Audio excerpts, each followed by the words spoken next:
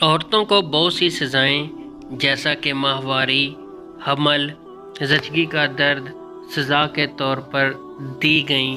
بسم اللہ الرحمن الرحیم۔ ناظرین گرامی، اللہ تعالیٰ نے بنی نوع انسان کی رہنمائی کے لیے کم و بیش 1,24,000 انبیاء کرام علیہ السلام کو مبعوث فرمایا۔ انبیاء کرام کی وسعت کا سلسلہ حضرت آدم علیہ السلام سے شروع ہوا اور اس مبارک سلسلے کا اختتام حضرت محمد صلی اللہ علیہ وآلہ وسلم کی ذات اقدس پہ ختم ہوا۔ آپ صلی اللہ علیہ وآلہ وسلم خاتم النبیین صلی اللہ علیہ وآلہ وسلم ہیں۔ آج کی اس ویڈیو میں ہم آپ کو حضرت آدم علیہ السلام کی زندگی کے بارے میں بتائیں گے، ساتھ ہی ساتھ جو کہ آج کی ویڈیو کی غرض و غرضیت ہے اس بارے میں آپ کو آگاہ کیا جائے گا۔ حضرت حوا علیہ السلام کتنی بار حاملہ ہوئیں، کتنے بچے انہوں نے جنم دیے اور ان کی وفات کب ہوئی۔ حضرت آدم علیہ السلام کا ذکر کیا جائے تو حضرت آدم علیہ السلام کو وہ حکم دینا بھی آپ کو یاد ہوگا کہ اللہ تعالیٰ نے حضرت جبرائیل علیہ السلام کو حکم دیا کہ کرۂ ارض سے مٹی لے کر آؤ۔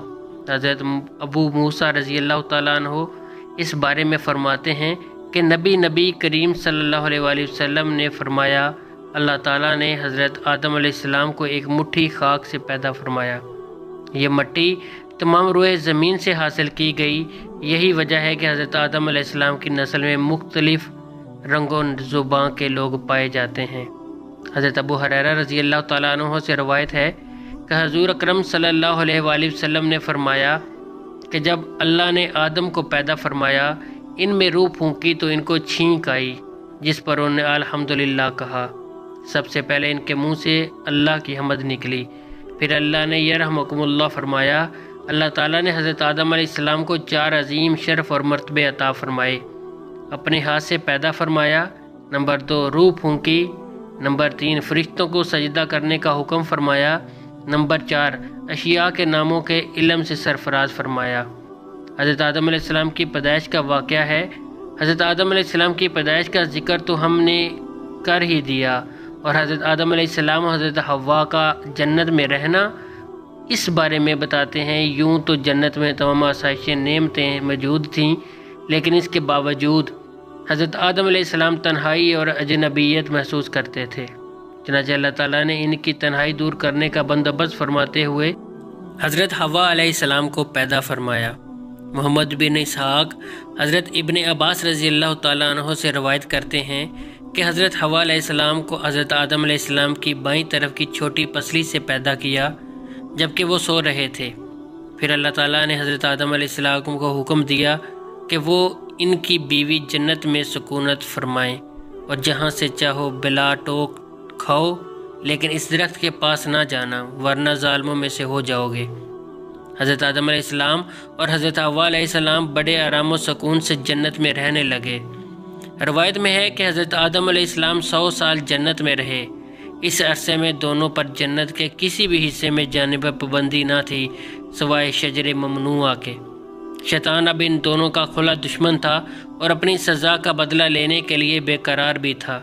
اس کی شدت خواہش تھی کہ اللہ کے حکم کی خلاف ورزی کریں۔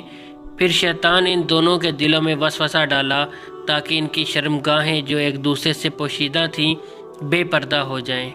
انہوں نے کہا کہ تمہارے رب نے تم دونوں کو اس درخت سے اس لیے دور فرمایا کہ کہیں یہ پھل کھا کر تم دونوں فرشتے نہ بن جاؤ، یہ کہیں ہمیشہ زندہ رہنے والوں میں سے نہ ہو جائیں۔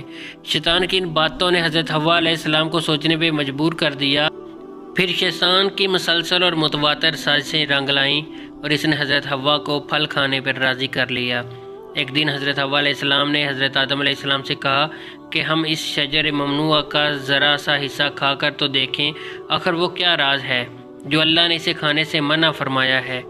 شروع میں تو حضرت آدم علیہ السلام اس کے لیے قطعی طور پر راضی نہ تھے، لیکن پھر حضرت حوا علیہ السلام کے مسلسل اس پر باطل نخواستہ وہ بھی راضی ہو گئے۔ تبھی ان دونوں نے پھل کو پوری طرح چکھا ہی نہ تھا، ان کی سترگاہیں ایک دوسرے پر عیاں ہو گئیں۔ اس پر دونوں بدحواسی اور پریشانی میں جنت کے درختوں کے پتوں کو توڑ توڑ کر اپنا بدن ڈھانپنے لگے۔ اللہ تعالیٰ نے دونوں کو پکارا اور فرمایا، میں نے تم کو منع کیا تھا اس درخت سے پھل نہ کھانا اور شیطان کے ورگلانے میں نہ آنا، یہ تمہارا کھلا دشمن ہے۔ دونوں نے جب اللہ کی پکار سنی تو مارے خوف کے کانپنے لگے۔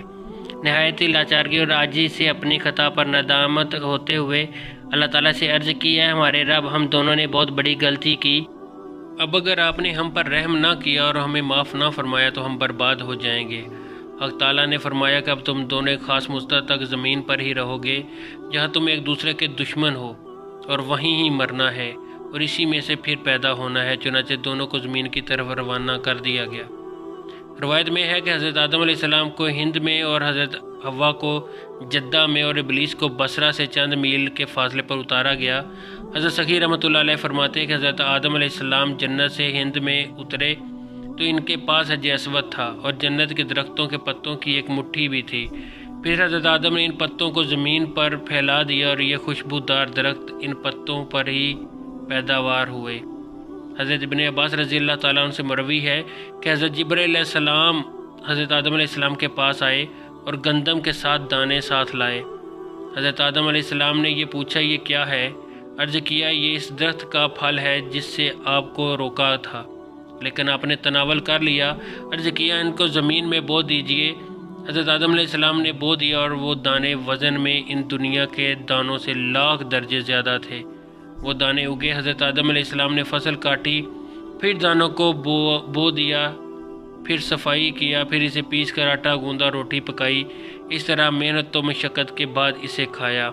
اب در حقیقت جو سوال تھا وہ سوال کی طرف آتے ہیں کہ حضرت حوا کتنی بار حاملہ ہوئیں، کتنے بچے انہوں نے پیدا کیے، اور حضرت آدم علیہ السلام، حضرت حوا علیہ السلام جنت میں ناز و نعمت میں تھے، لیکن ابلیس جو کہ سانپ کے منہ سے بولتا تھا، اس نے مور کی مدد سے انہیں دھوکہ دیا اور ممنوعہ پھل کو پہلے حضرت حوا اور اس کے بعد حضرت آدم نے کھایا۔ روایت میں ہے کہ جب تک آدم کا عقل سالم تھا اس نے یہ ممنوعہ پھل نہیں کھایا۔ اس کے بعد حضرت حوا علیہ السلام نے کوئی شراب پلائی اور پھر اسے درخت کے پاس لے گئی اور ممنوعہ پھل کھانے کے لیے کہا۔ حضرت آدم علیہ السلام اور حضرت حوا علیہ السلام امر الہی کی مخالفت اور ممنوعہ پھل کو کھانے کے بعد جنت سے باہر نکالے گئے۔ مستحق سزا کے علاوہ حضرت حوا علیہ السلام کو اس کے بعد دوسری تمام عورتوں کو بہت سی سزائیں جیسا کہ ماہواری، حمل، زچگی کا درد دی گئیں۔ جنت سے نکالے جانے کے بعد حضرت آدم علیہ السلام ہندوستان میں اور حضرت حوا علیہ السلام جدہ میں اتریں، اور توبہ کے بعد عرفات کے ایک مقام پر دونوں کی ایک دوسرے سے ملاقات کی۔ انہوں نے حج کے بعد اعمال کو بجا لایا اور حضرت حوا علیہ السلام کو پہلی بار ماہواری ہوئی۔ حضرت آدم علیہ السلام نے زمین پر اپنے پاؤں مارے اور آب زمزم جاری ہوا، اور حضرت حوا علیہ السلام نے اس پانی سے غسل کیا۔